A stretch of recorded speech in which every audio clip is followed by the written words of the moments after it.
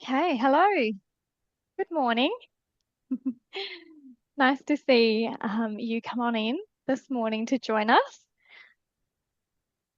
We're about to begin, and I'd love to give you a big hello and welcome to Reflective Practice for Impact.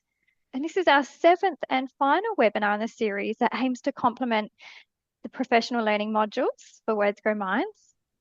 My name is Beck Hughes, and I'm the lead here of professional learning at Raising Literacy Australia. And hello to the team of RLA that are also in here today. Julia Jones, who's a Deputy Director here at Raising Literacy Australia. Abby Belton, who's our Words Grow Minds Program Officer. And I also have Laura here beside me. She's monitoring all of the techie side and assisting here with the chat as well this morning. So thanks for all the team here that's supporting me. A friendly reminder that we are going to be recording today's webinar, and this is going to be shared through the socials and the wider networks as soon as we can. So please be mindful of your audio and any backgrounds that you may have today. And welcome to you all. And I say this quite regularly at these webinars, but I really do believe that Words Grow Minds is truly extraordinary, and its ability to bring so many of us together and a diverse range of professionals who are making a meaningful difference to the lives of young children and families. So it's so inspiring just to see the dedication and your passion here in the community. And we're so glad to have you join us this morning. And also hello to families that might have come on in this morning too. You're also making a huge difference to the lives of young children as well. And anyone else who's come on in from states other than South Australia across, Australia and broad. So welcome aboard to this webinar this morning.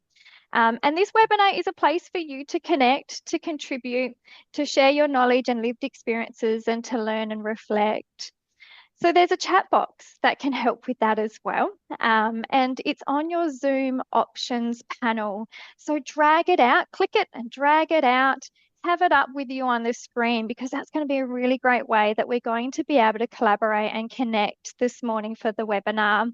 Say hi, introduce yourself, pop your name in there in the service that perhaps you might be working in, and let's get the chat rolling and begin to connect.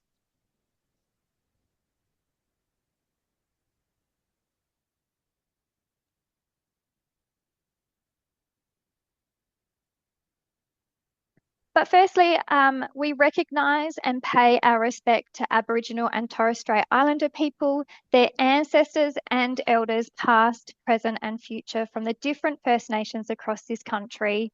We acknowledge the importance of connection to land, culture, spirituality, ancestry, family and community for the wellbeing of all Aboriginal and Torres Strait Islander children and their families.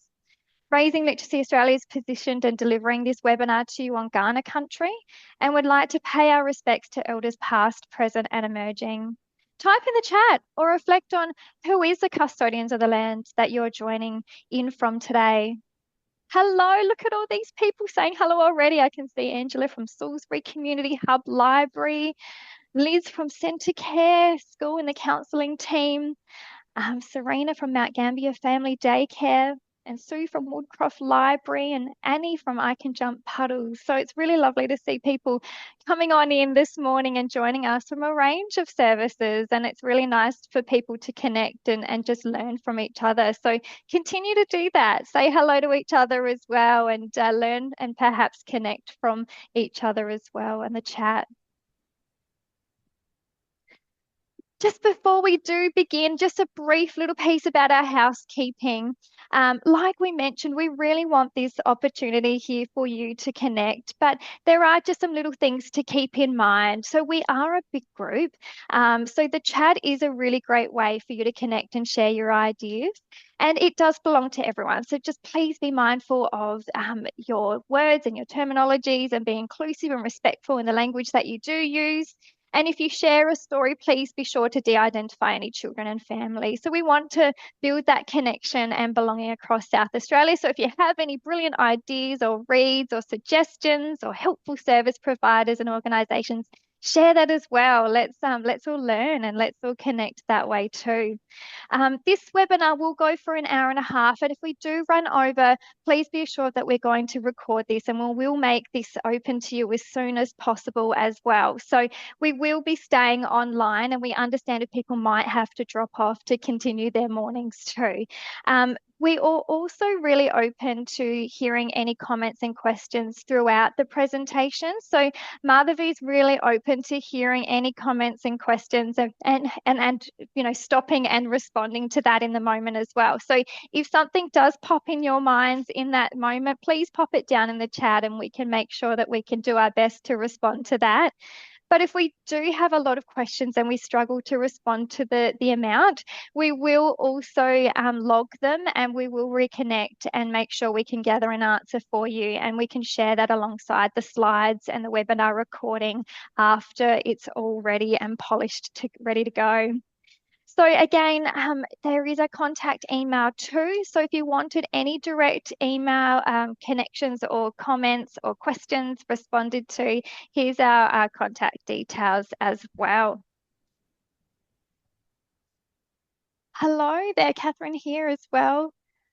And RTO and training educators. Oh, that's lovely to see. So again, diversity. We've got a range here today with a lot of expertise, which is beautiful to see. Joe, a developmental educator based in Cairns. Wow. Hi, Joe. Nice to see you coming on board today as well. Firstly, before we begin, we want to learn a little bit about you. And before we introduce our amazing guest speaker, and we want to know a little bit about you and perhaps what obstacles might get in the way of your own well-being. So think about yourself here, do a little bit of reflection.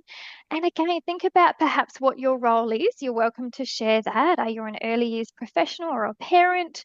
And pop it in the chat. What can sometimes be an obstacle that can get in the way of your own well-being? Pop it in the chat. What are you thinking? What can sometimes get in the way?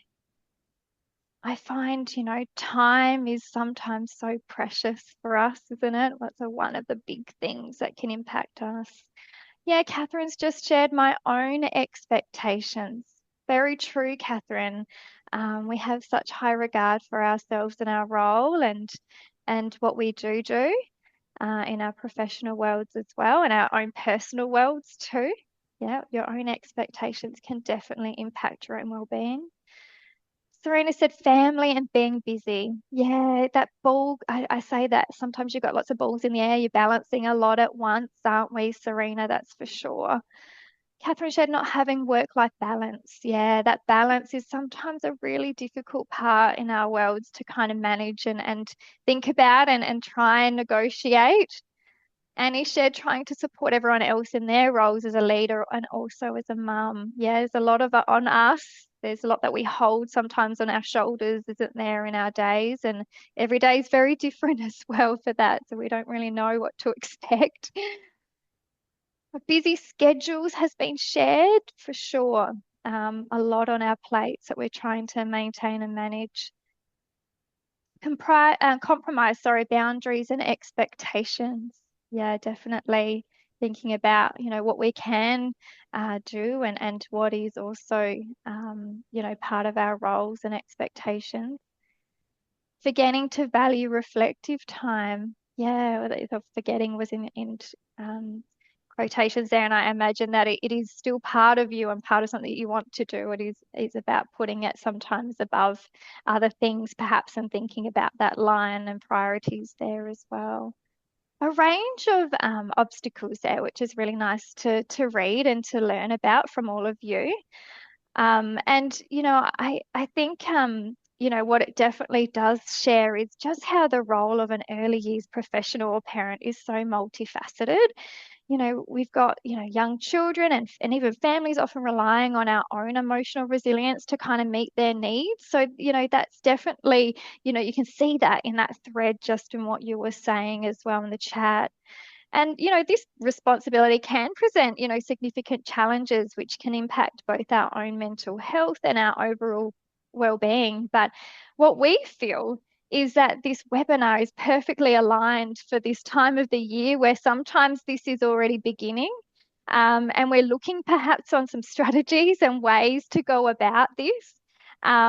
We feel that this is perfectly aligned to perhaps support and gather some momentum and some strategies to keep pushing forward and thinking about what this year could look like. So we're really, really excited to be able to offer this webinar to you today.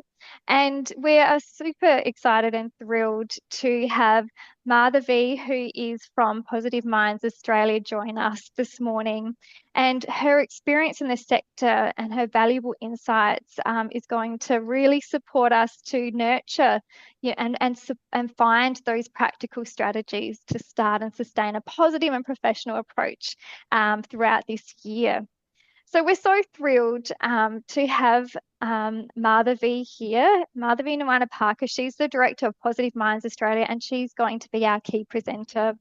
Positive Minds Australia specialise in working with young people and the systems that support them, including schools, families and healthcare providers, building well-being, resilience, social and emotional skills, and positive mindsets and healthy relationships.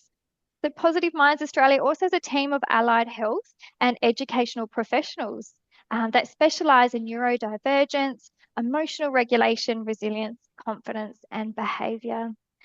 Madhavi, she's a recognised leader in the field. She was recently honoured with the Global Women Changing the World Award in Education and was a finalist in the Hall of Fame category for her more than 2 decades of contributions to mental health, wellbeing and education. And this accolade was announced in London in April 2023, underscoring her significant impact on the sector. Wow, aren't we so lucky to have you with us this morning? So Madhavi, a very big welcome to you and over to you. Oh, thank you so much. What a joy to be here with all of these hardworking people. I'm going to do my very best for all of you. We'll just start, with a little bit of fun here. I think we can all relate to this. It's so hard, right? Looking at that group chat, we have so many aspects to being one person. There's the professional you, there's all of the things you're juggling in the background. And I think what's really interesting when we look at the research around early childhood professionals and people working with young families and also for parents is it's emotional work. And what this will often mean is we come into these roles, whether we're coming into them in allied health or education or working around families and their children, because we have a genuine care for other people. So we know that the personality types that are drawn to this kind of work have a tendency to put everybody else before themselves. And we saw that in the group chat, even just looking at the group chat and people,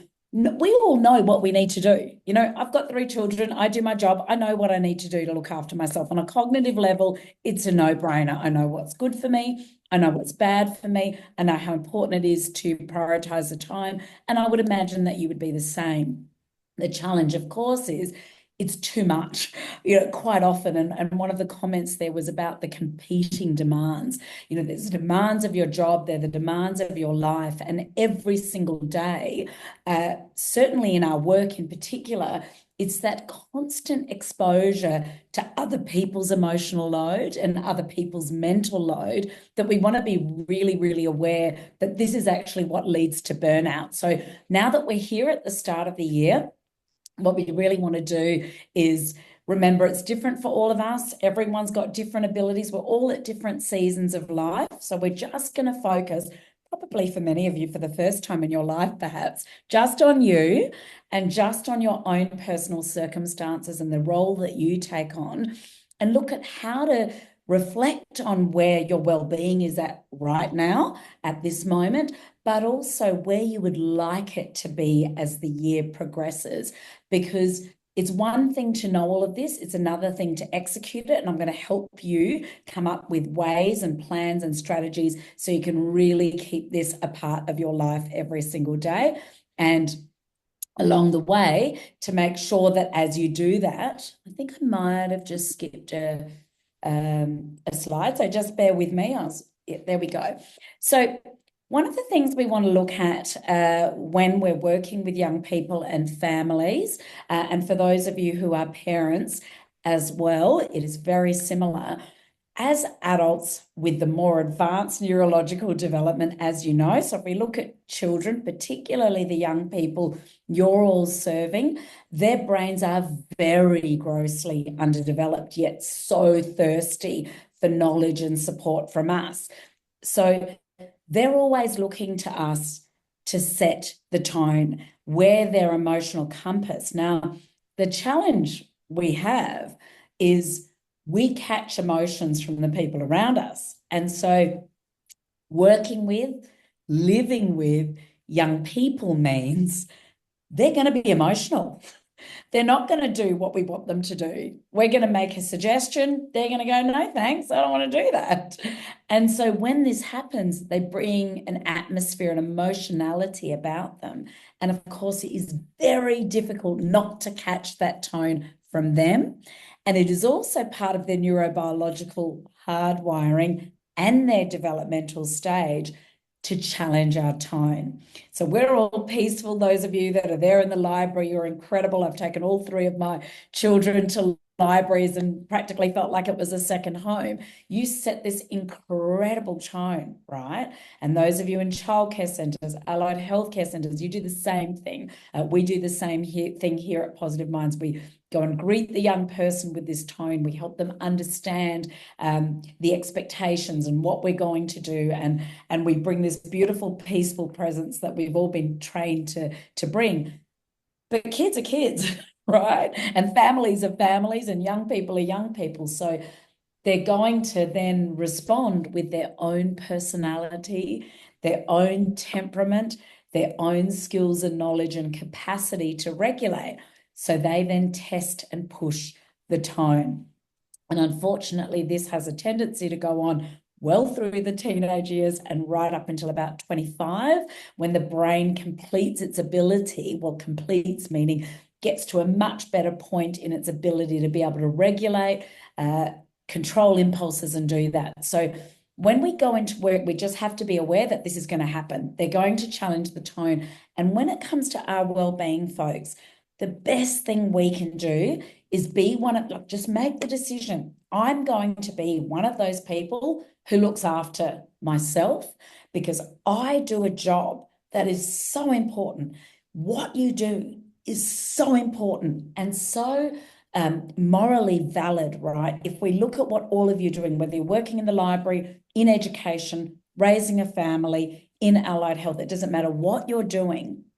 What you're doing is you're giving something to young people right at the foundation of their growth and development. So you're meeting their brain at a point when they're easily influenced and where they're always looking to learn and absorb from other people. So if you then look at that morally valid work you do, and what I mean by that is your work can't be questioned, right? It's not like you're going to look at someone working in a library or working in allied health or education and think, oh, they're just in it for the money, they're just in it for their ego.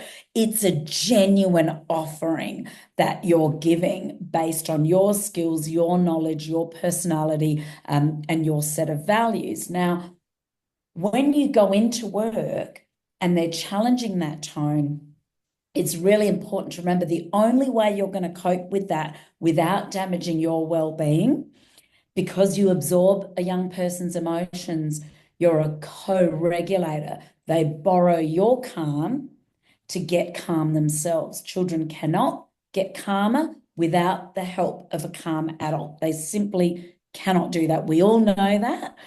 But the challenge, of course, is this is exhausting. Now, if we then go, I don't have time, or I need to get this done, or the other child is screaming, depending on what is going on for you at the time, we will always put ourselves last, because by way of the kinds of personalities that are attracted to parenting, working in allied health, working with young people. So if we then go, no, I'm going to be the kind of person that prioritizes myself, because if I don't, and you know this in logic, folks, then the ripple effect on that is your emotions are contagious as well. So whether you're in allied health, education, a parent, libraries, childcare, wherever you're coming from, if your mood starts to get low from the stress, and it will, and from the exhaustion, it will, even looking at simple things, folks, physical factors of our well-being. So there's emotional well-being, there's psychological well-being, but there's also just those simple physical parts. If we look at the research on just being deficient in iron and the enormous impact that can have on our confidence levels, our happiness levels, because it will start to affect your neurotransmitters. So dopamine levels are going to be higher if your iron is higher, right? So simple physical factors that we've got to include in this session as well. When we look after all of those things, we're going to be better co-regulators, but also we're not going to be absorbing their stress, and we're not going to be passing our own stress onto the young people we serve.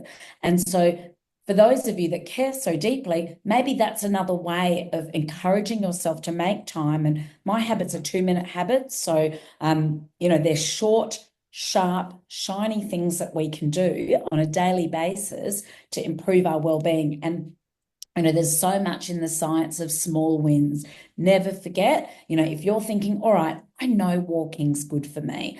I know that I feel better after time in nature walking. Don't then go, so I need to walk for an hour a day. That's setting the bar really high straight away. Go, you know what? I'm just going to start by doing 1 block once a week.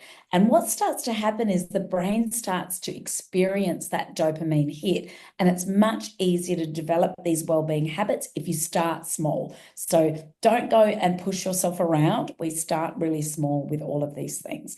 So remember tone. Your tone, their tone is always going to be intermingling at any given time. The next thing you've really got to look at for your own well-being is to not take their difficult behavior or the fact they're not responding to your sport or not listening to you personally. It's really, really important to not take it personally, because you can be exceptional at what you do. You're all exceptional. You're highly skilled people. I can see as you come in the waiting room, the different things you can do. I can see, I was not looking at the comments anymore, but I was looking earlier. You're coming with such a broad knowledge and expertise and a genuine care. However, it's not always going to hit the mark. And what works on a Tuesday for a young person might not work on a Wednesday. What works at 9 a.m. might not work at 10:30 a.m. So we've got to understand the inconsistencies of young people, and that needs to be one of our wellbeing tools, to not take it personally in whatever role you're here for, to not take it personally. It does not mean you don't know what you're doing, because we know when we look at when a young person doesn't listen to us. Oh, I am jumping too far ahead. Forgive me, folks. When a young person is not responding to our support, or you're asking them to listen and they're not, because of their developmental situation, because of their neurobiological hardwiring, neurodivergence, whatever is behind the challenge that you're presented with, it can really swipe at our ego. So you have to feel confident at your job, right? So when we do a job, we're all employed to do something, or we're volunteering to do something, or if we're parents, we've chosen this role. As soon as children are difficult in our care, difficult in our work, it immediately makes us lose our sense of confidence. It's like, I don't know what I'm doing. Why aren't they listening? Why hasn't this behavior improved? Why hasn't their language improved? I've been doing this, that, and the other. And because we're caring in this area, what can start to happen is our confidence can start dropping, and our well-being can start dropping when we take things too personally. So again, remember, this is the nature of the work that we do. Our young people all have their learners' plates on, and it's really important to remember that we do too. For every single person that comes in to see us, it's a new thing. I've worked with tens of thousands of people with autism over this last 25 years. I can never say, oh, yep, this child is exactly like that child I worked with in 1997. Yes, I have been working a very long time, haven't I? As have many of you, no doubt. So remember, don't throw the baby out with the bathwater, and don't do the same to yourself. Let's be realistic about what it is we're doing. They're on a steep learning curve. They're underprepared socially, emotionally, and we're their scarce resource for co-regulation, which is why we really need to know what supports our well-being so we can support it too. So what can often happen in that moment is we're met with some alarm from the young person. And alarm from a young person is really quite loud, isn't it? It's really emotional. It's really big, 0 to 100 in 0.05 seconds. And immediately we've caught that emotion from them. So why our well-being matters is the better our well-being is, the less likely we're going to respond to their alarm with our alarm, because we can't help them unless we're helping ourselves and supporting our own emotional regulation. So one of the things you can do, and I invite you to do this now just briefly, often our brain will make us think about all the things in our work and our life that are out of our control. That is part of having this negativity bias that we're all neurobiologically hardwired with. So it can really help support our well-being to every now and again when we're just feeling like, oh, it's too much, to write a big list of all the things that are in our control right now in our life, professionally and personally, and then write a big list of what is in your control personally and professionally. So I'm just going to give you a little moment to do that yourself so that you can just give yourself some time to reflect on that.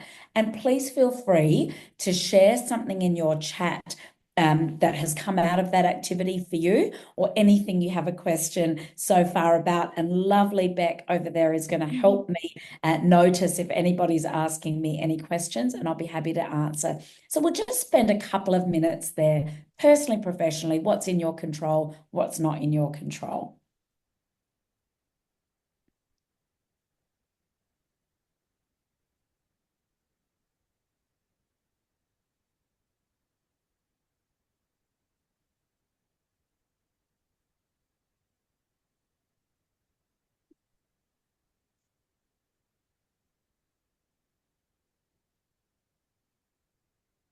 Yeah, prioritizing is within control has been written in the chat, which is true, isn't it?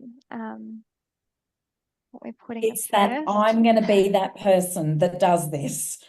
It is. Yeah. Yeah, my mindset is in my control. Yeah. And being held to a roster time constraint Yes. can be also that challenge, I suppose, as well, isn't it? Yes. Amanda shared, I even control how I react and learn from other people's behavior. I can't control other people's behavior and emotions and reactions. Very true. I think sometimes we put a lot of effort into controlling the other people sometimes, so don't we as well? Yes.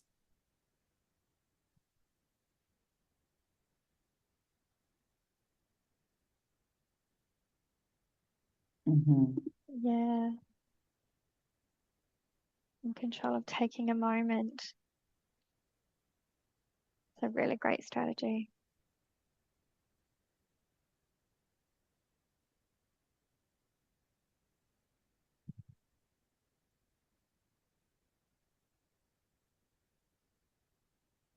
Well done.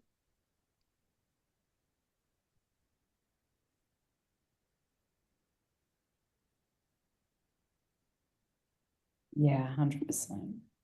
Not letting what has happened. Oh, Oh, you're making that's me. I have turned it off, but it's getting it. I'm not going to accept it. That's okay. You're having a little sing-song session there. That's So one of the things that get in the way, isn't it? That's right. I don't know why they're still coming through. Forgive me, I'm on That's airplane mode. okay. Must There's no be. I'll popping in the turn it off chat. completely. Why don't I do that? Sorry, Not letting folks. what has happened previously affect how I deal with things today. Yeah, sometimes we hold that, previous heavy situation or challenging moments, and we roll it on, don't we? We live it again and again and again, and we bring it up again and again and again. And it's a lot for us to kind of let it go sometimes as well. Sarah said can't change the work commitments. No, the commitment there and the routine and the timetabling and all of that can sometimes, be there regardless. But Sarah said that she can change how I prioritize and focus on that.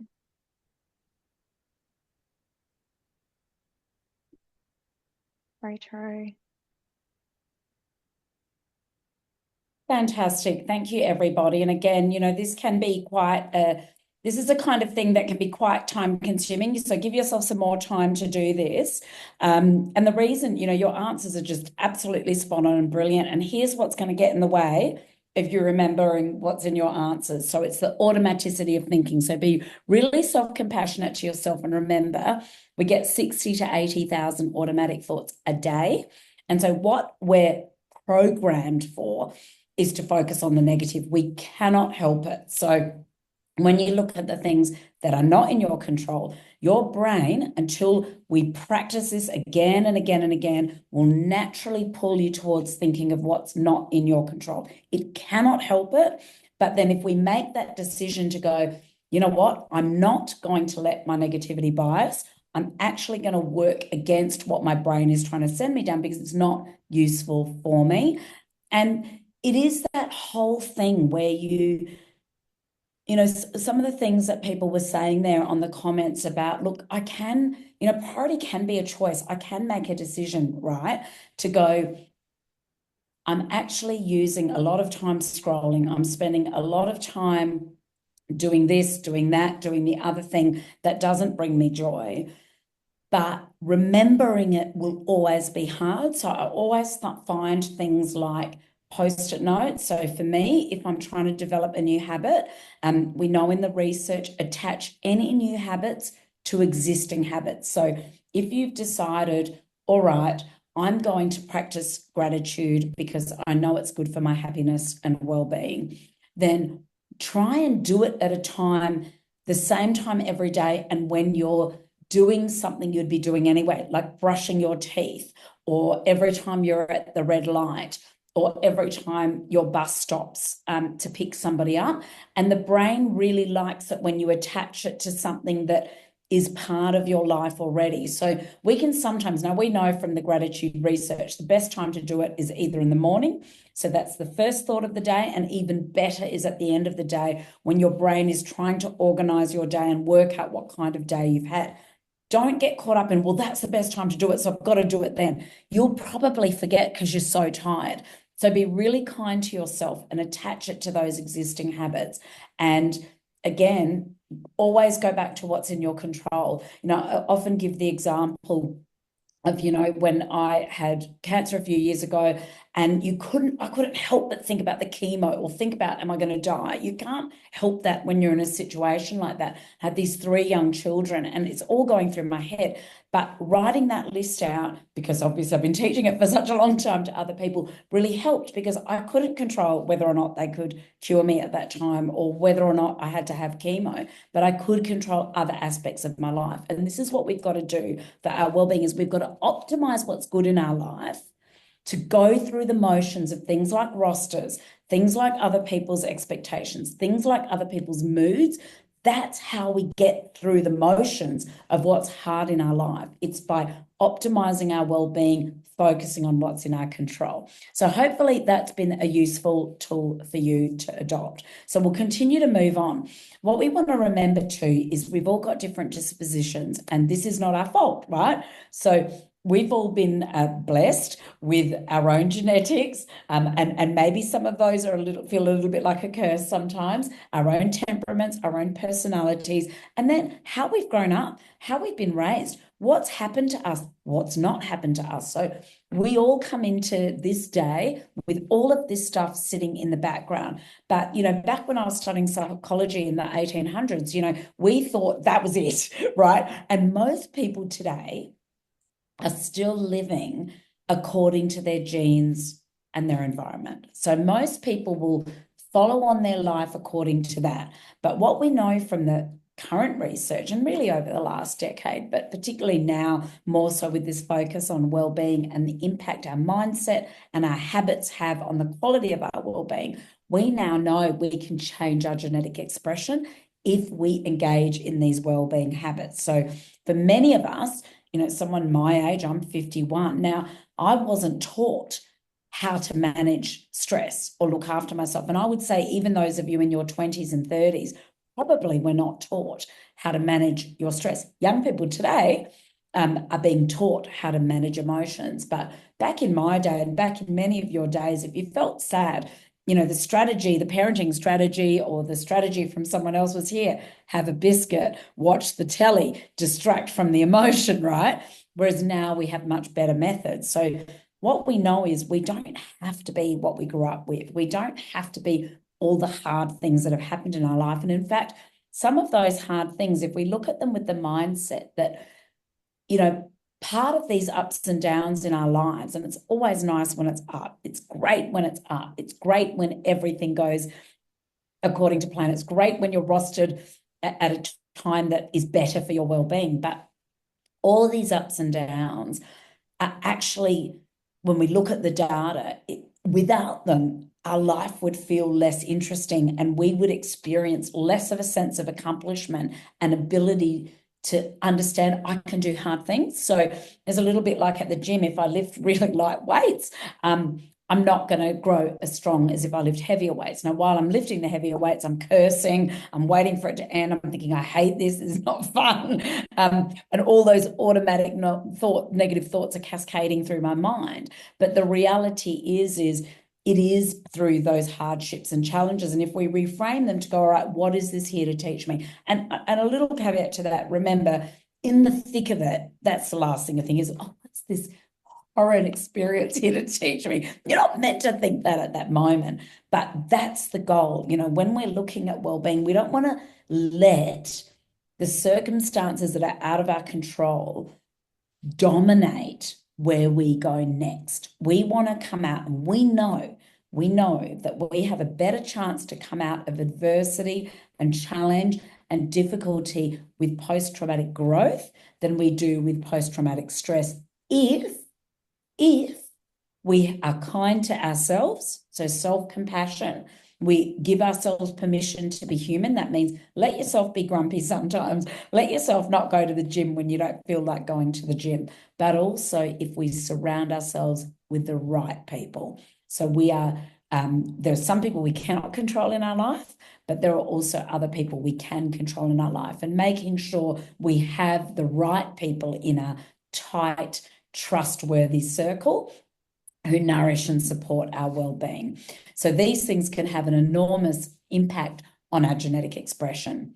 So what we want to do is we want to try really hard to stay out of that emergency lane. Now, anytime we're stressed, physiologically, we will get a reaction to the stress. So if you're working with a young person and you catch emotions from them because they are struggling with their own emotions, that will immediately mean your heart rate will probably go up. You'll probably feel a bit tense. You'll probably feel a bit overwhelmed. Your brain will be like, quick, problem solve, problem solve. It's that minute-to-minute decision-making that is part of the work we all do, whether you're a parent or a professional here today. It's that constant need to be switched on and thinking that can give this sense of emergency. And we've really got to give our brains a break by actually verbally saying in our head, this is not an emergency. Sometimes it is with young people, but most of the time it's actually not. It's just that they're loud and there's a lot going on in that moment that everything just feels like fix it, fix it, fix it. Plus, kids catch emotions from each other. So once one of them's off their rocker, then suddenly the next lot are off their rocker and everyone's catching emotions. So tell ourselves this is not an emergency, I can handle this, and just give yourself that lovely positive self-talk and accept the reality of what we do, whether it's that next week's that's next week. I'm sorry, but it is.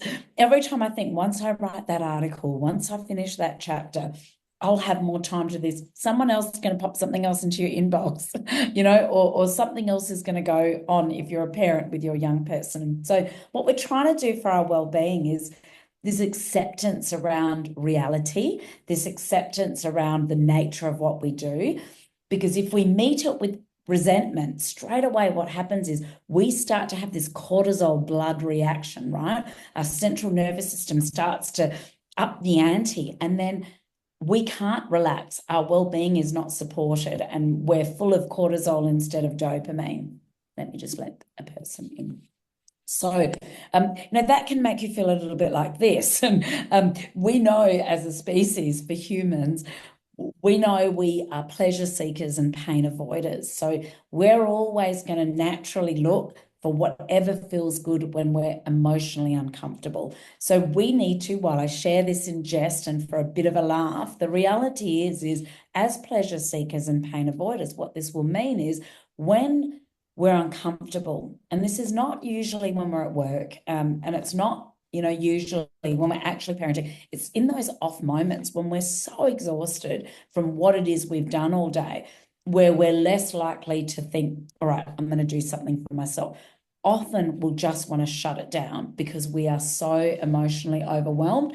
And that's when we might engage in things that are not as helpful for our well-being.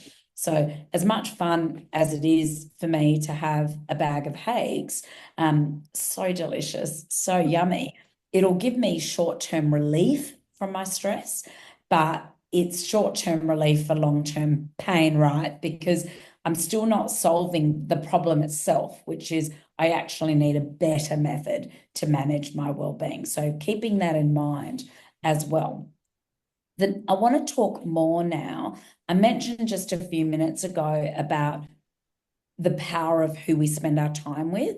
So we're more likely to come out of a difficult time in our life because we're not just workers or parents, we're multiple things. We've all got so much happening in the background of our life that we don't know about. But if we look at the heliotropic effect with sunflowers, we know they look to the light. And we know when it comes to people, we all carry relational energy around with us. So how we come across will always affect other people. So what we've got to remember is who we're around can really start to affect our emotional energy, our psychological energy. So if we have a look at the people, I think I just skipped, bear with me. Got a heavy finger on this keyboard. Sorry, Bet. Right.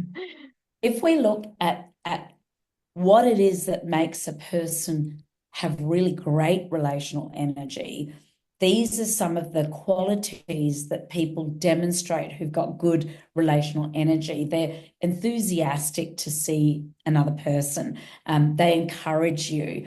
They're grateful for you. They're happy to congratulate you when you have a win. They're happy to give you positive feedback. They're just kind, not because they can then say, oh, I just donated $20 on their Instagram feed. They're just kind. Like they feel good when they treat other people well. So we know that we're giving this in our work, right? Because a lot of the time we're just giving our knowledge and our skills and our time and our co-regulation with no expectation of return. It's not like we get a $10,000 bonus every time a child improves developmentally because of our presence.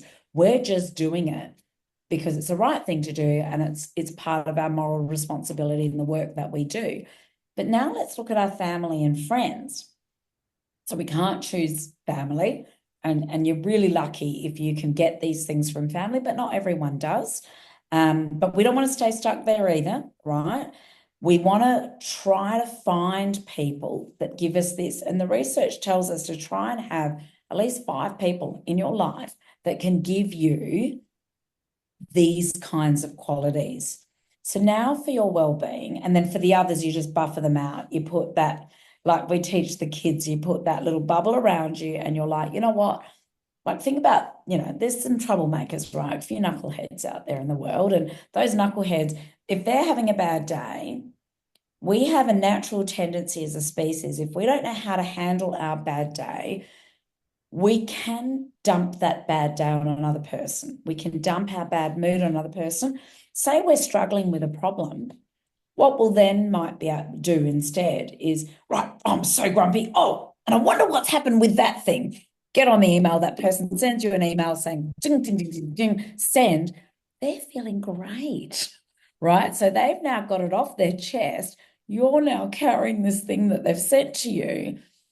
If we carry that around, and I heard Beck when she was reading someone's comment in there, that rehashing stuff, going over stuff in your head, like, pressing play on the same Netflix episode again and again.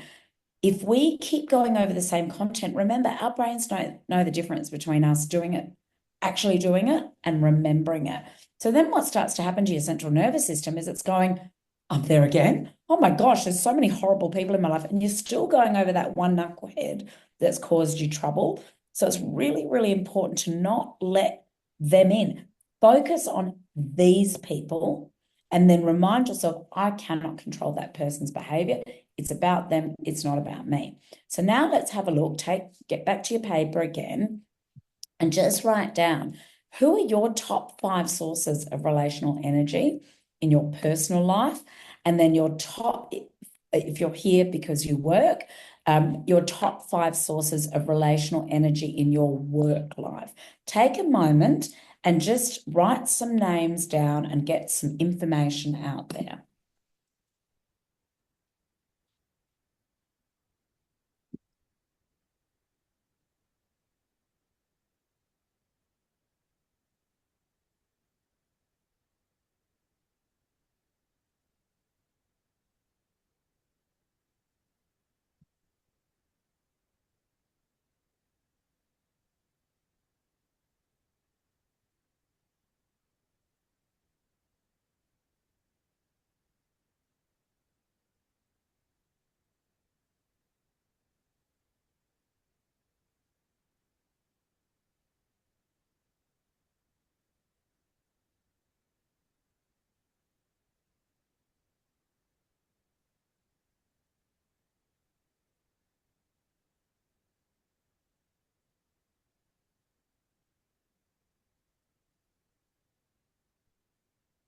And one of the things you can now do with that list, so if we look at the research on happiness and well-being, and we look at some of the happiness habits that can improve our well-being, is reaching out to these people. So one at a time, spending 2 minutes a day, reaching out to one of these people that you've just listed and sending them a message of gratitude and appreciation specifically for what it is about them. So we're starting with these 10 people. Now, the interesting thing around this research is when we look at happiness, well-being, resilience, it's the breadth, depth, and meaning of our social connection that is the most powerful indicator, right? So once we've written to all of these people, so we've got to day 10, we don't want to write them another message. You can if you want to be an overachiever. But what we actually want to do is start searching our social network for more people. So that could be someone from a previous job. That could be someone from your childhood. That could be from your extended family. That could be a teacher who taught you or an allied health professional who helped you.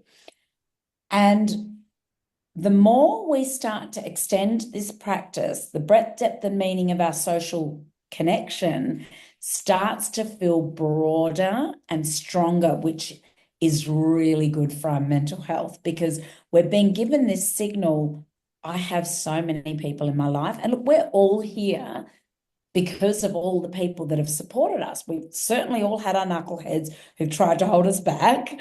But then we've also had the people who've tried to lift us up and bring us forward. So when we do this, the research reminds us it's actually really fun to do. So I do this every day. And when we do it, and it's even just how we communicate, right, in our inbox. Like nobody likes to see another email in our inbox. So working out, okay, do I really need to send this email? Do I really need to, put all of this information here, but also using words like, it's great to hear from you, thank you. What's happening when we shift our language like that is the brain feels uplifted because it's expressing positive words and it's starting to build our mindset. And I know it takes longer to write that, but when we're writing it, we're actually giving ourselves this well-being burst. But when the person receives that, they also get a dopamine hit. So it's this back and forth exchange of dopamine in these simple ways of communication. And of course, because we're all going to live longer than previous generations, our brains are still figuring out how to stay working properly, but living longer. And so we know that our brains are protected by a number of factors. And one of those factors are good neurotransmitters like dopamine, serotonin, oxytocin. And we get that from well-being through relationship and connection. And that can be in people in your top 5 and the people you extend out, but it's also just in our everyday exchange with the person at the grocery, petrol station, people you work with, people you're raising, people you walk past in the street. So every time we do this, we're increasing our sense of connection and community, which is so simple, right? And yet so crucial to our mental health, well-being and happiness levels. So we're going to watch a little clip to just remember how this all works. I know you know this, but I think it's really nice. Beck, if you don't mind controlling I can press play, for me, that would be so lovely. Thank you. Sure. Not so long ago, many scientists believed that the brain did not change after childhood, that it was hardwired and fixed by the time we became adults. But recent advances in only the last decade now tell us that this is simply not true. The brain can and does change throughout our lives. It is adaptable, like plastic. Hence, neuroscientists call this neuroplasticity. How does neuroplasticity work? If you think of your brain as a dynamic, connected power grid, there are billions of pathways or roads lighting up every time you think, feel, or do something. Some of these roads are well-travelled. These are our habits, our established ways of thinking, feeling, and doing. Every time we think in a certain way, practice a particular task, or feel a specific emotion, we strengthen this road. It becomes easier for our brains to travel this pathway. Say we think about something differently, learn a new task, or choose a different emotion. We start carving out a new road. If we keep travelling that road, our brains begin to use this pathway more, and this new way of thinking, feeling, or doing becomes second nature. The old pathway gets used less and weakens.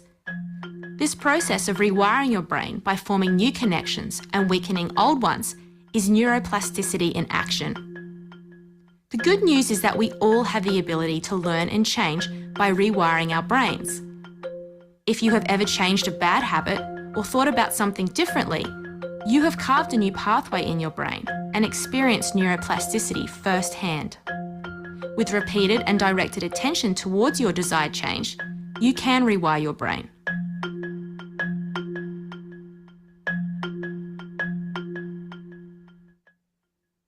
So again, that's going back to the piece we were just talking about, that when we make that, forgive me, Beck, did I go ahead there? No, that's okay. Do you want to click on? I've just clicked, but it's not moving forward. Not working. Let's see if I can help with that. Thank you. Is that all right? Yeah, no worries. So again, it's that, remembering with these little tiny habits that we're starting to incorporate, whether it's who we're investing our energy into thinking about, whether it's, anything that we're doing in that moment, that is strengthening that pathway. And so when we make that decision, I'm going to be the kind of person that looks after myself. I'm going to be the kind of person that spends 2 minutes a day working on myself or supporting my own well-being. We start to strengthen that road and start to get rid of the old roads, which is very, very common in education and allied health in particular, which is there's not enough time because I've got to look after this student, I've got to look after this client, and I've got to put this extra work in. So now let's go, and a number of you have asked and mentioned about mindset, and we've talked about how sure, that's in our control, but then it's not because there's this cascade of habits that we've been forming across our lifetime, habits of thought that we were raised with, but also that automaticity of the thinking pattern. So when all of this is cascading down at us, we all know the original source of that is that saber-toothed tiger brain, right? So back in prehistoric times, we had the saber-toothed tiger. It was going to eat us if we weren't careful. And as soon as we saw a saber-toothed tiger, we would go into fight, flight, or freeze. Now, the part of the brain that's responsible for looking out for the saber-toothed tigers, the amygdala, it is only shrunk ever so slightly. And so what this means is we wake up in the morning and straight away we're looking out for problems in our day.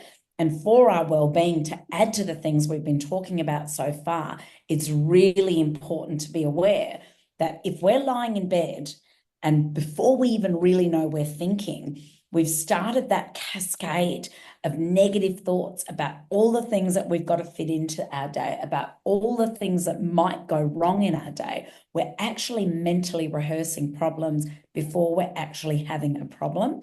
And so, of course, then our blood is pumping with this cortisol. And while it's pumping with this cortisol, our fight, flight, freeze response is starting to become the go-to response every time we're lying in bed thinking about our problems. And we've all got them. It's just a matter of going, you know what? I'm spending too much time neck up here.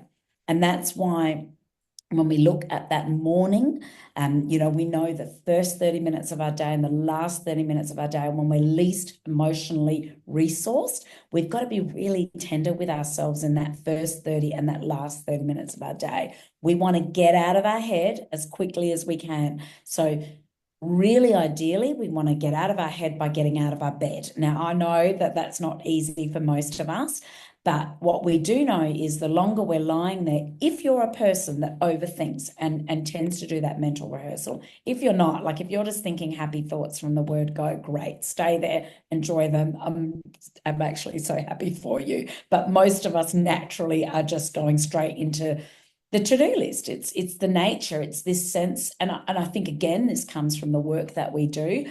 It's this sense of having to be productive, having to have an answer for every single young person we serve, having to know what we're doing all the time.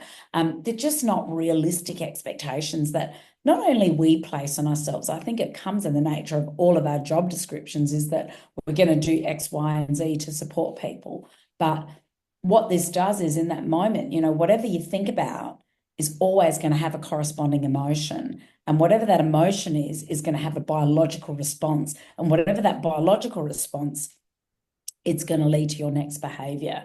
So that next behavior might be something that's helpful for you. It might push you into thinking, right, I'm just going to do 20 star jumps and get this energy out of my body. Or it might be, right, I'm starting my day with a donut today. I just need to comfort myself. So we've got to be so aware. Our thoughts have so much power over us. But of course, what's happening, and I've got it because I'm here in my office, these little glitter jars that you might have made for your students or your clients or for your children if you're here as a parent. It's just that lovely reminder that when we're emotional, that's actually what happens to our thinking. It's all over the place. So feelings and thinking are like oil and water. They don't mix, and big emotions lead to small thinking. We teach young people this stuff, but we've got to remember it for ourselves that actually in that moment when I'm feeling really overwhelmed and emotional, I'm not thinking straight. It's a bit like that list we did before about what's in our control and not in our control. So again, give yourself time, get out of your head,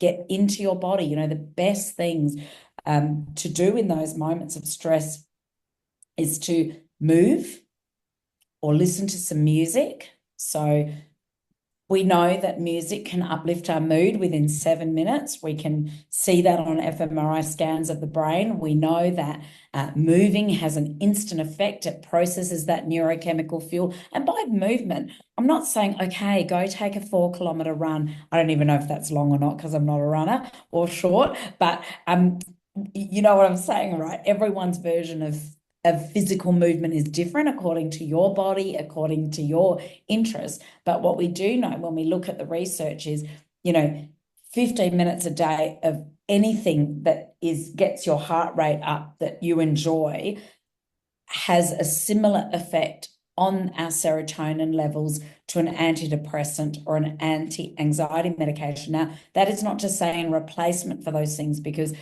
some people genuinely need to take those serotonin reuptake inhibitors. We know that. We know they've got lower levels of serotonin, and medication is so powerful and useful when that's the case for you. But we're adding well-being buffers, right? So if for 15 minutes we move, that could be gardening, it could be dancing to your favorite music in your kitchen, it could be going to the gym if that's what you do. Great. If it's not, don't worry about it.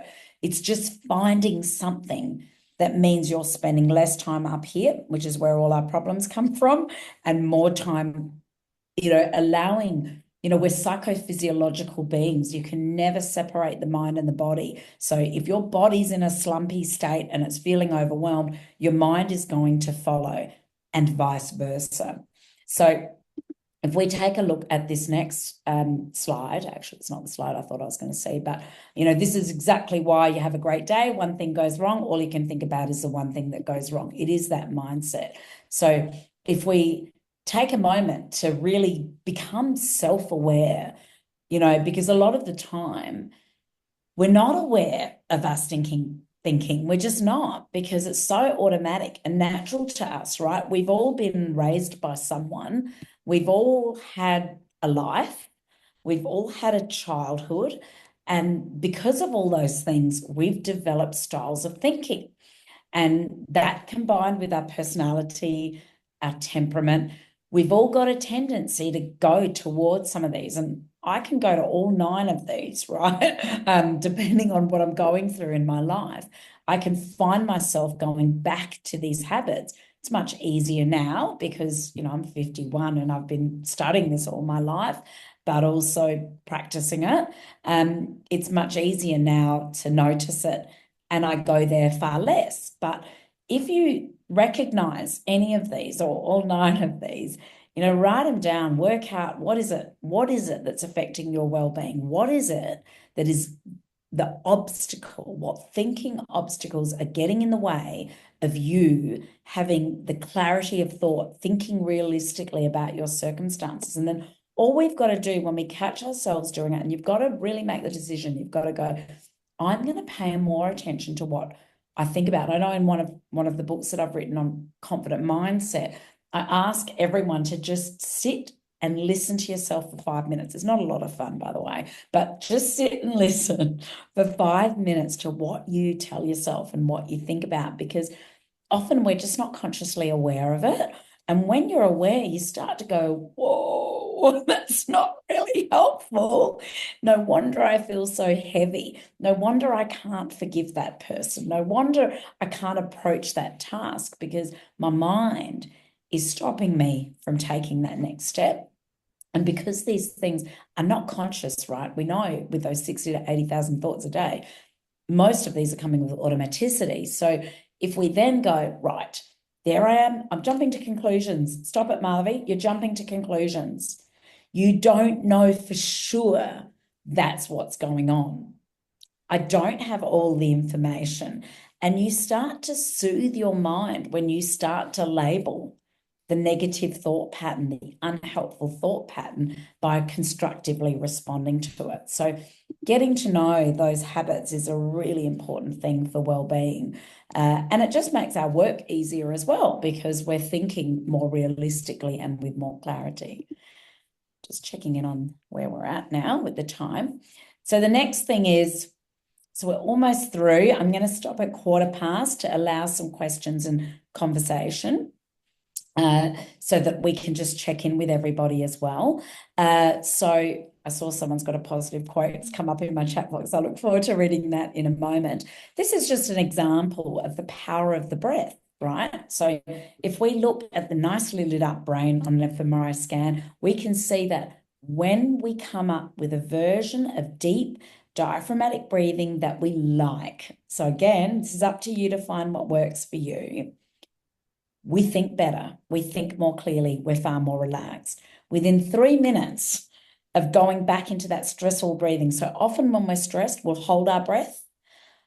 or will tense our muscles, which means we can't get enough oxygen going. And we know that deep diaphragmatic breathing gives our brain the perfect balance of carbon dioxide and oxygen that allows our prefrontal cortex, the thinking part of our brain, to think clearly. So if we're in that glitter state, right, if we're there and we're holding our breath, we cannot think straight. And that's when we make our worst decisions. That's when we raise our voice.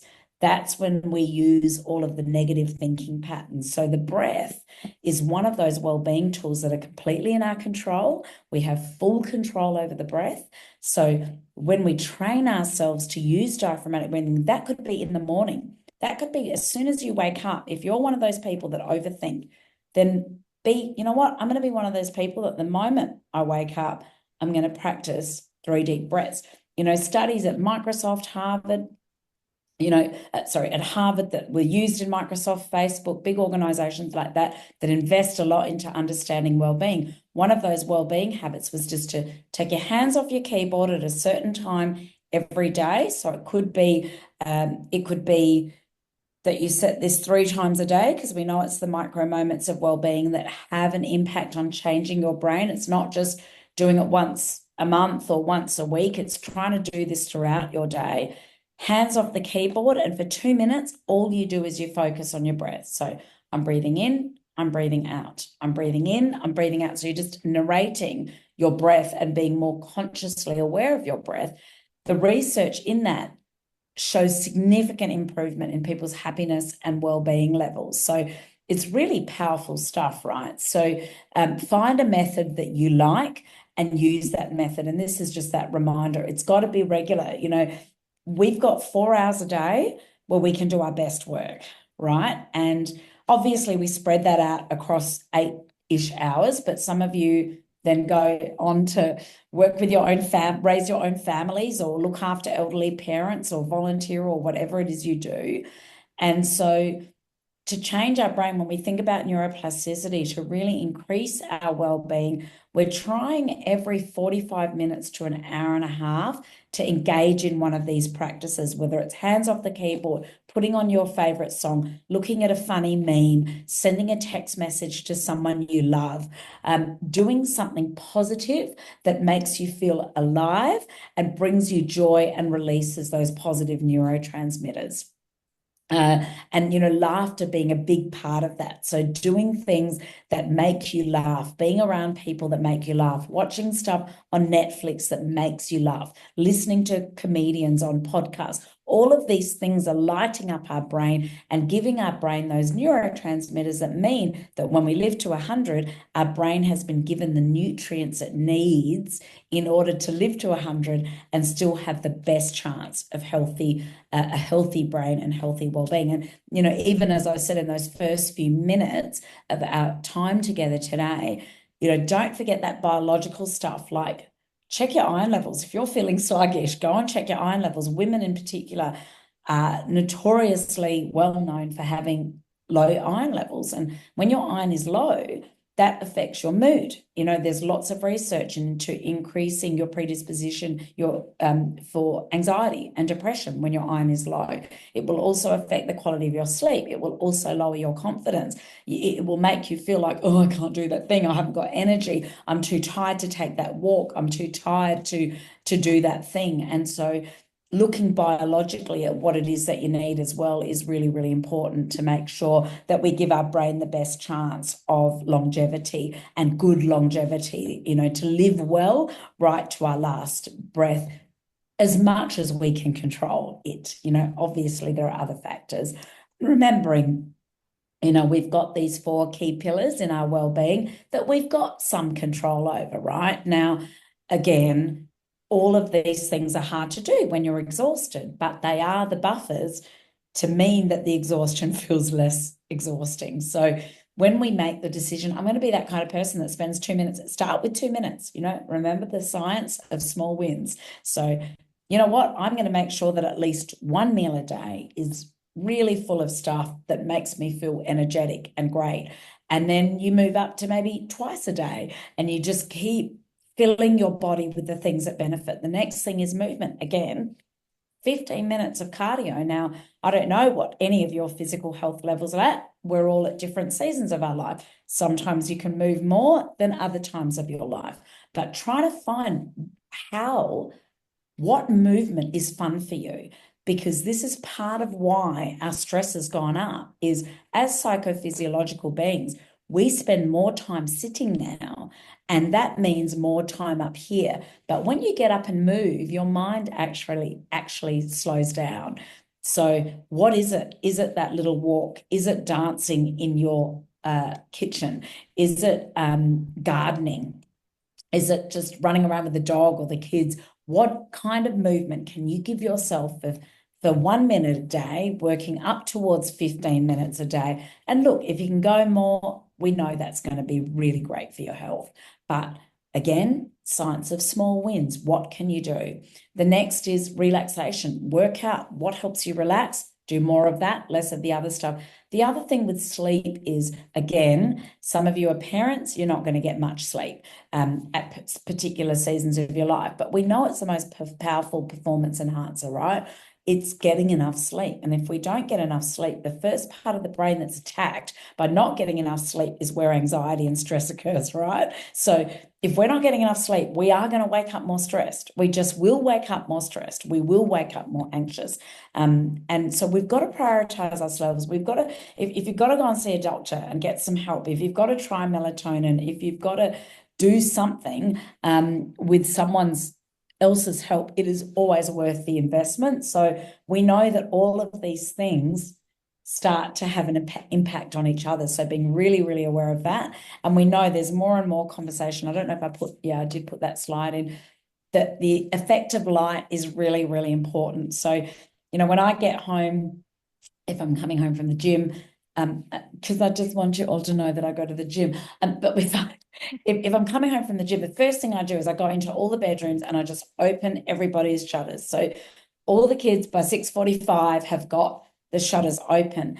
And it's a gradual way, for exactly like when we were cave people, we woke up with the sun.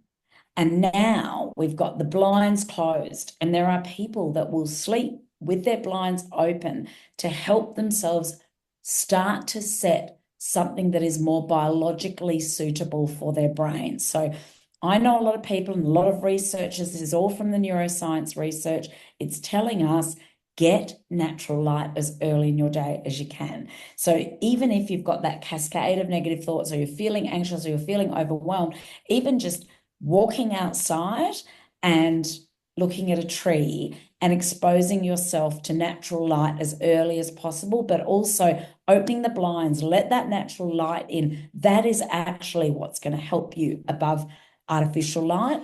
And then remember, at the tail end of the day, start to lower the lights. So in our house, if in daylight savings, let's say in the wintertime when it's really, really dark, well, obviously you still need light because we don't go to bed with the sun anymore necessarily. So we only use lamps. We don't have any of our down lights on. So if you were looking for an excuse to go shopping for a lamp, here it is. And what that's doing is it's starting to get the brain to release that melatonin. You need at least an hour of low light to get to the right melatonin levels to be able to sleep. So that's why we all know screens and all of those things interrupt that. So just being aware, being really, really aware of those things and taking care of that. And the other thing for our well-being is not taking our phones to bed, and going back to the old school alarm clock if we can. And the reason we're doing that is we're living in a time when our whole life sits on that mobile phone, doesn't it? Like our friends are kind of there via our text messages. I've got my email on my phone. I've got all of the paperwork I need to sign for our children's schools on that phone. I've got online shopping on that phone, all of the things that can be social media. And the research reminds us, if that phone is next to your bed, you don't ever fully switch off from other people's agendas. And it's really important we do that. And it's the same thing in the morning when we wake up. If the first thing we look at, it depends again on your season. So when the kids were really little, I had no choice but to check everything before they woke up. And then I would go about the business of that, and then I would get to work. But now I'm at a different season. I'm able to go back to what is better for me personally, which is I try really, really hard not to look at my email unless I'm presenting and need to be switched on doing something like this for the day before I get into the office, and I only check it on my laptop. So I'm in that mode where I'm only looking at things when I can actually respond to them. Otherwise, it's adding to my mental load. If I quickly glance at my inbox and see all of these things, I'm going to be thinking about all of those people, and I'm going to carry that around even though I can't actually do anything. So just think very carefully about where you keep your device. I was showing this just for no point really, other than the fact the baby is so cute. And another reminder, you look at that, you're not going to feel miserable looking at that. So think about your environment. What have you got hanging up around you? You know, what is coming into your social media feed if you're in social media? What kind of images are you looking at? Because our environment has a massive effect on our well-being as well. How we decorate, the colours around us, and all of those things as well. The next thing I want us to think about is, in the neuroscience research, we know that we get this dump of stress hormones when something goes wrong. So someone puts an email into your inbox, a child is dysregulated, a parent is grumpy, whatever it is that's going on in that moment, you're going to get this big dump of emotions. But we actually know that for that event, we can be done with it in 1.5 minutes if we do something constructive. The thing that keeps us emotional is going it over and over and over and again in our minds, like we talked about right at the start. So we end up repeating a stress cycle beyond that initial cycle. So again, this is a prettier way of looking at it on this slide that's about to come up. There's just that simple reminder, right? There's the trigger, and if we react straight away, there's probably going to be an unwanted outcome. But if we put something in between our response, like a breath, like positive self-talk, this is not an emergency, I can handle this, I know what I'm doing, let's give this time. Taking a drink of water, you know, really simple things. When we sip water, we hydrate ourselves, and that water is signaling to our organs, I'm healthy, I'm strong. The sucking on a straw, chewing gum, you know, we can often see anxious children, you know, chewing all over their sleeves and things. Now, sometimes there's a sensory element. A lot of the time, they're trying to regulate themselves. They're trying to calm down. So all of these things are part of our neurological makeup. They actually work, and it's finding out, well, what works for me and what am I going to put in between my trigger and my response so that I'm doing something to support my well-being rather than letting myself react and then do something that I will later regret. So we know there's lots of different versions of dopamine, and so you will feel good when you dump some anger. Those people, those knuckleheads that are sending that stuff in your inbox, they feel great after they've released onto you. And all of these other things can actually give you some dopamine, so they can be quite reinforcing to go back to doing them when you're feeling stressed. But unfortunately, it's short-term dopamine. So again, going back to simplicity, folks, focusing on these really simple things that are free, that are actually what we as a species were meant to be doing for ourselves. Other things that we can do is support our gratitude. So actually going, you know what, we know it's good for us. So now why not add that to that 2-minute ritual where all the benefits are very clear to you here on this slide, but it's such a simple thing to just think back to the last day, what went well. And when we think of that, then that negativity bias that's always going to focus on what's not in my control, who were the knuckleheads, what didn't I get done, it gives us that deficit mindset, whereas gratitude gives us that abundance mindset and reminds us there's still good. No matter what's happening in our life, there's always good. Remaining solution focused. So the brain needs to have hope. Every time something goes wrong in our life, you feel hopeless, you feel out of your control. You know, the slide earlier on with that picture of little me that says, you know, don't take it personally. If someone's not progressing in your treatment plan or, you know, whatever you're asking a young person to do, they're not responding. of course, we're always trying to improve, but don't try to make yourself superhuman either. The reality is kids are inconsistent. They're so inconsistent. Development's inconsistent. So stay solution focused, but be realistic at the same time as well. Be kind to yourself. Employ that self-compassion. This is what they've got going on at Google, is these sleep and recovery rooms. So we know there's lots of research into napping during the day. Now, it depends on your workplace. So for us here, everybody knows they can take a 20-minute, half an hour nap in the middle of the day if they need to, or whenever it is they need to do. But I know that that doesn't work in every workplace.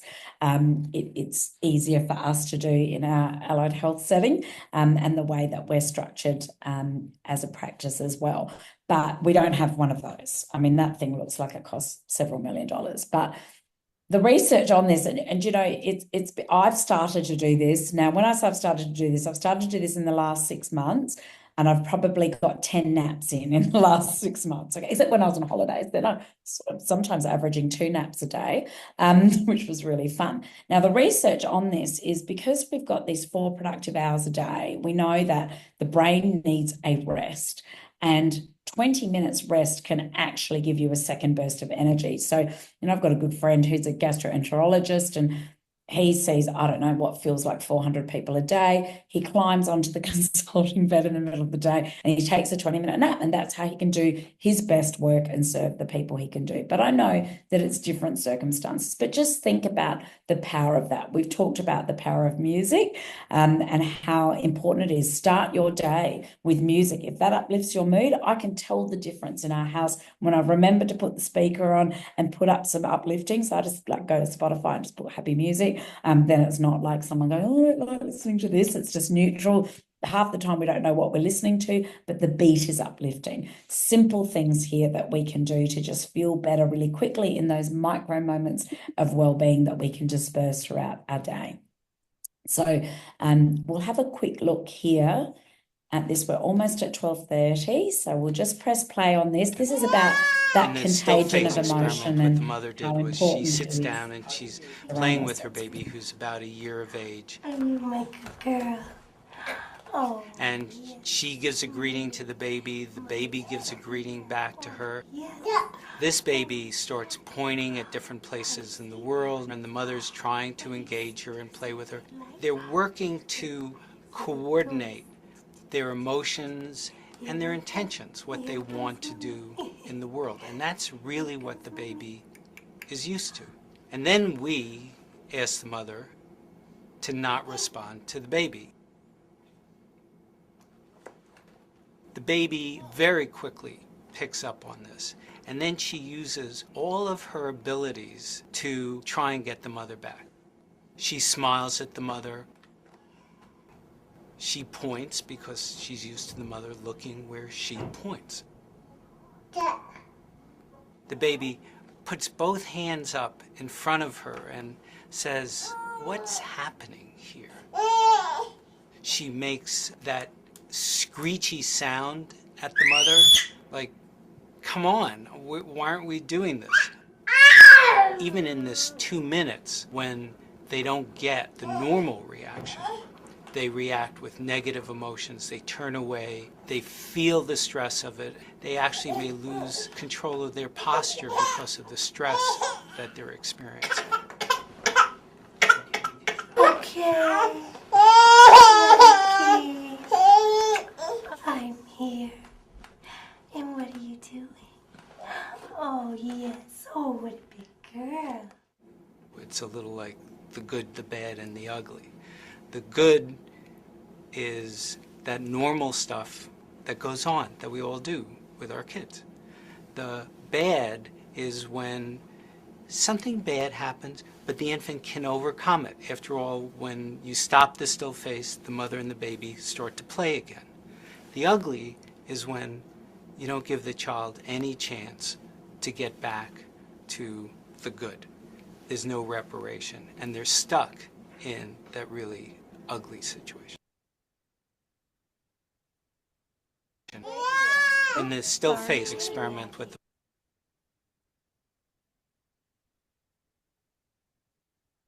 the So as we wrap up, and then we'll have a look in the comments box. Thank you, Beck. This is also for ourselves, but also the young people that we all work with. This is good for our well-being. If we think back to that relational energy, we're all in this exchange in the work we do, and we want to do this to support our own well-being along the way. If you would like to stay in touch with me, you are most welcome to scan that little code up there. There's free resources. So wherever my books, it's mainly from the Resilience Toolbox, and I think it's mainly from the Resilience Toolbox, but wherever my publisher has allowed for me to provide free posters, there's free, emotional regulation posters and things that you could have at your site, along with links to wherever we've remembered to upload articles that are free, or podcast episodes, or radio recordings.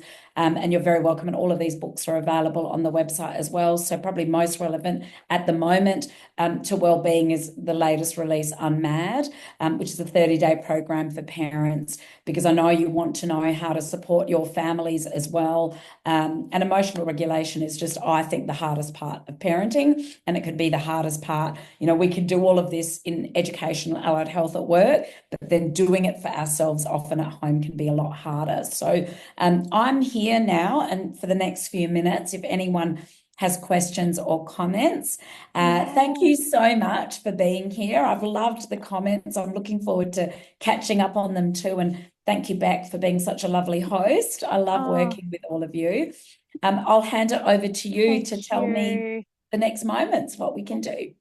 Thank you so much, Madhavi. I mean, what a great way to start us all off with some really great strategies. And, I think what you really highlighted to us this morning is that there is those small wins, is to focus on those small wins and not make it so big. There are those micro moments, like you mentioned, for wellbeing that we can tap in and add to what we already have perhaps on our plate. So it is possible, which makes us feel really assured. I feel really refreshed knowing that there are some really simple changes that, we can make that can definitely make a huge impact to ourselves and our work. So, I know that there's probably some really great little pieces there that a lot of you will be taking along with you, hopefully into your work and to your years from today. I just have also popped in a few little resources, and these will be live links. So there are some free resources on Positive Minds Australia website, which we've just popped as a live link. So when you have access to these slides, you can click and access quite simply, and they can be shared on, which is really lovely, and we're very thankful to have access to them. Plus, Emerging Minds and Be You and Beyond Blue have amazing resources and some professional learning opportunities that can also bunch and package all of this together, I feel, as well, if you wanted to move on. So we started questions and comments, and I can see some coming through, and it'd be really nice to even hear, on top of that, if there is a strategy that you're going to pick up from this webinar and put into your toolkit and practice. I was thinking myself about how I have picked up a book before bed now. So I'm putting away the screens, thinking about that, the readiness for sleep, and how it's actually making a big impact for me waking up the next morning. So this kind of really made me feel good about what that was, and will make me continue that. So it would be nice to hear if there's any of those little strategies that are popping up for you. It was lovely to hear Sue's little quote as well. Yes. And it says, slow down, happiness is trying to catch you. I mean, I think if we all posted that up on the wall, how, amazing would that be to motivate us as well. Annie has shared a question, and she shared, if you had one piece of advice for a group of new grad allied health team members just starting out and feeling lots of imposter syndrome in regard to wellbeing, what would it be? Besides watching this webinar, of course. Have you got any tips I was reading anything? that before. Yeah. Thank you, Annie.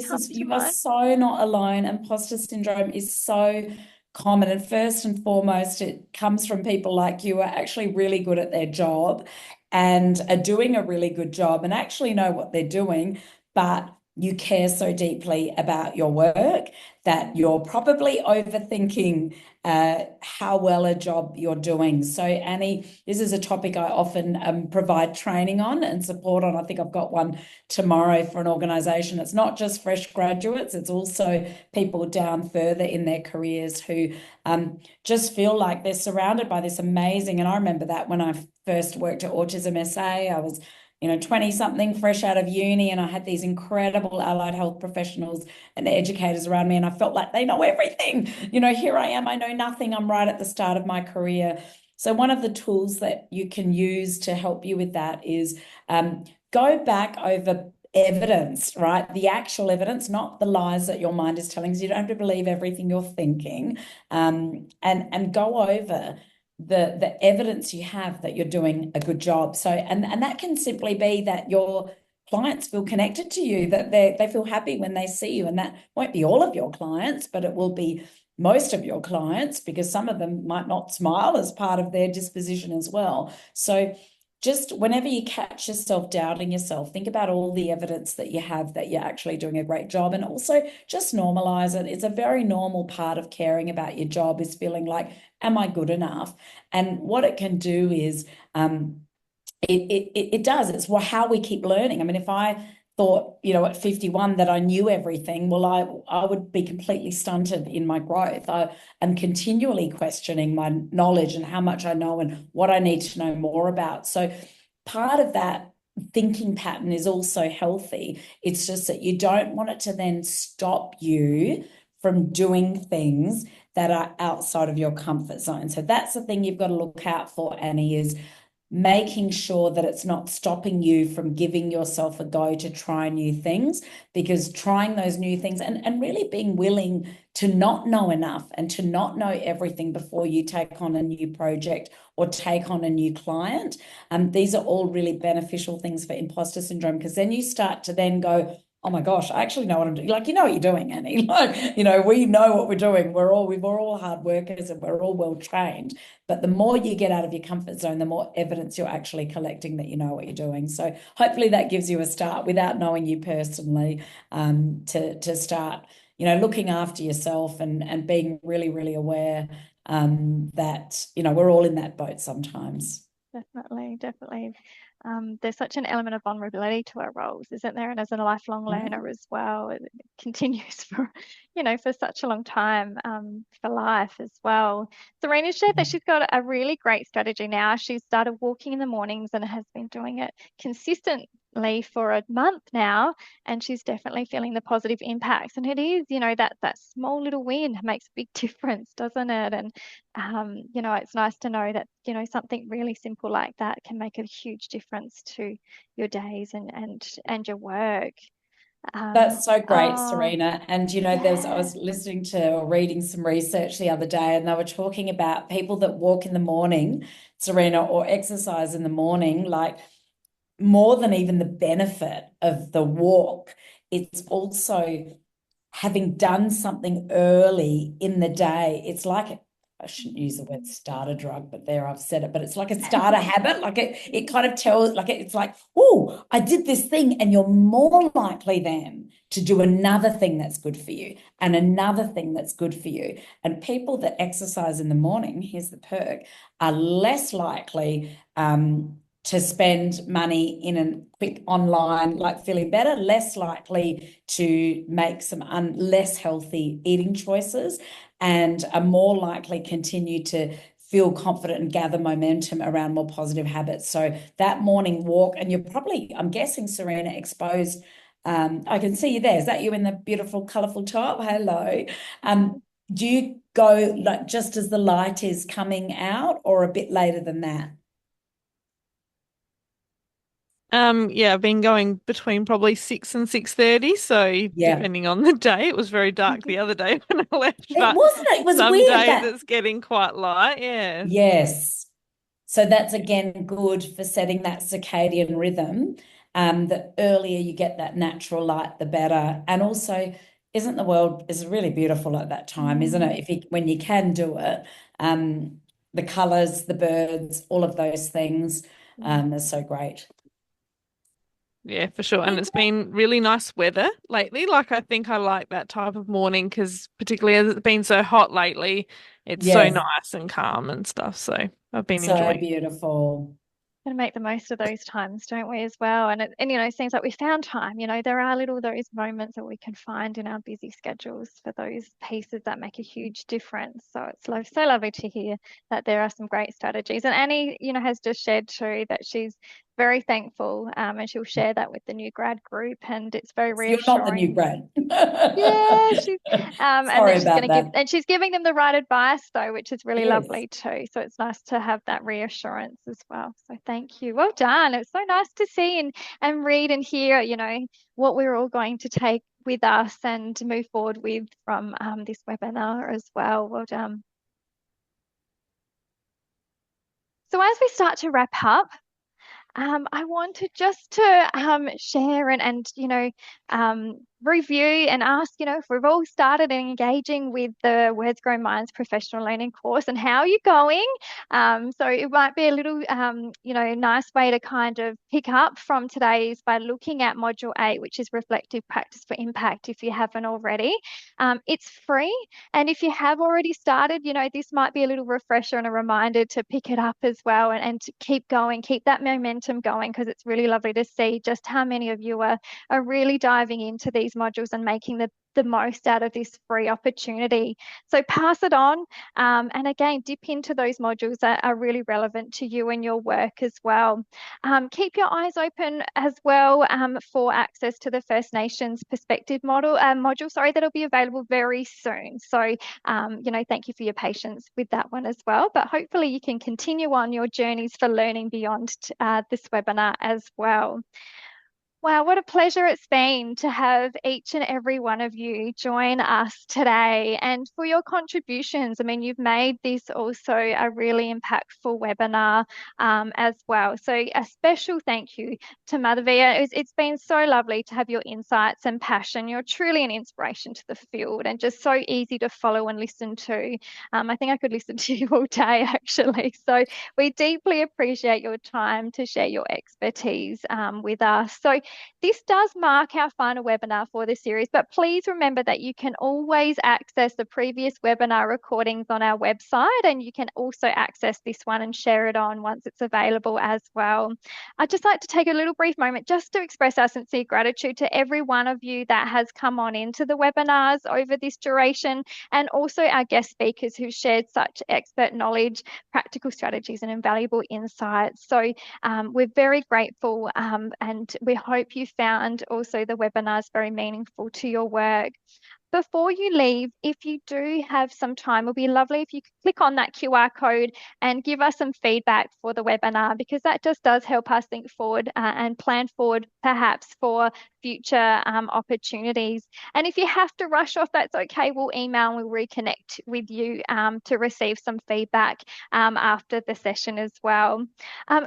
Remain connected. Here are the ways that you can remain connected with the Words Grow Minds professional learning, perhaps, or the Words Grow Minds family resources. The website's amazing for that, so keep connected through that, as well as our socials as well.